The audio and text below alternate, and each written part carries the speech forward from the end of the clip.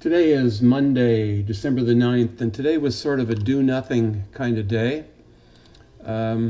except we just went downhill right from the beginning.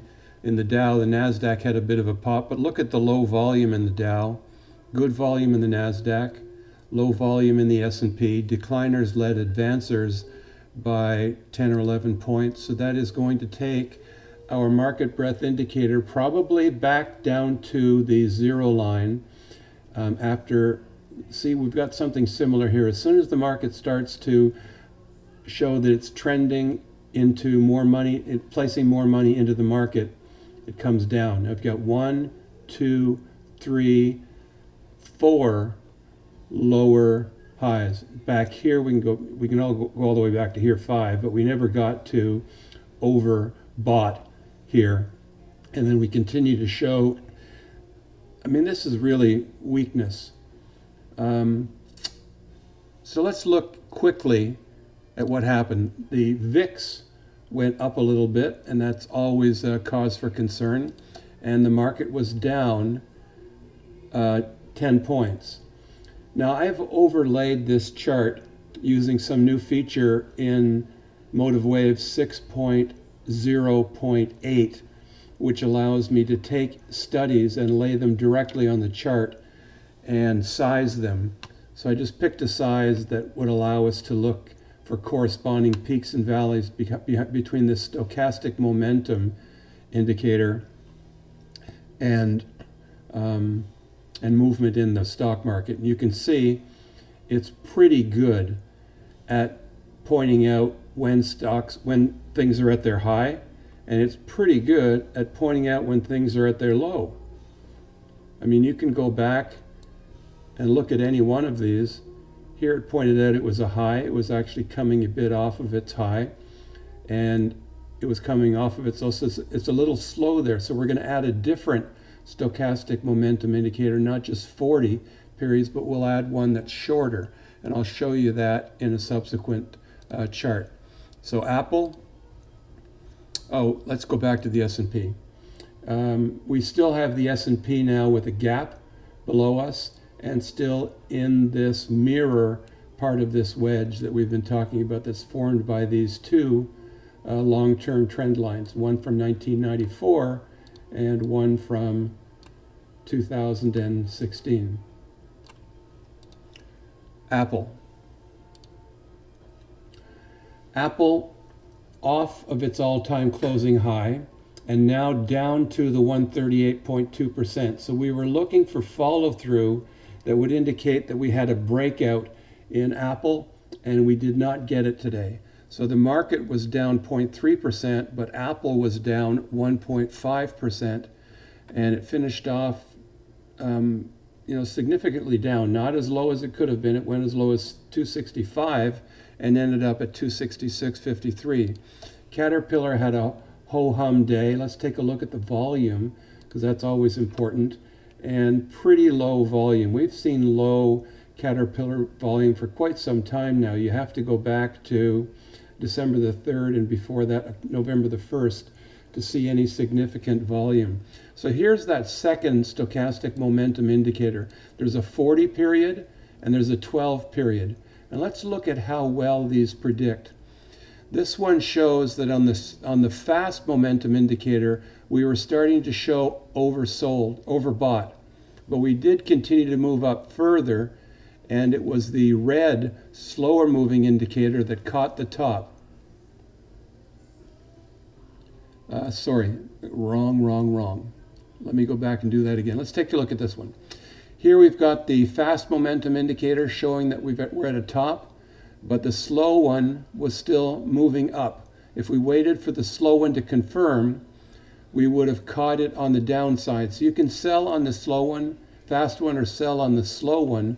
And if you look at the signals for when it was oversold, it pretty much nailed it on the fast one and caught the second chance to buy on the second one. So this is a red valley here.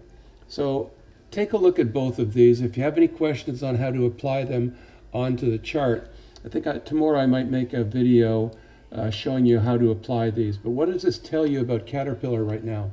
It tells you that on the long-term stochastic momentum, that Caterpillar is still in a downward trend. It's gone from overbought and is still on its way down. On the short term, it's showing a little bit of upward movement. So I would continue to hold covered calls with this, because we're going to see some chop, but overall this red indicator is telling us that we've got more downside to go. And here's an example right here where the long term, the 40 period stochastic momentum indicator was at its high, and it came all the way down to here, and we caught it on its way up. We could have caught it on its way up sooner if we used the short term 12 period.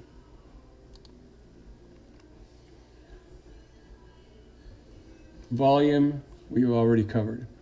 Home Depot, I said that Home Depot might be ready to be bought. And what I would do there is I would do the long call verticals with the January position, $5 or $10 apart. But you notice the top of the gap was rejection today. So we have filled that gap.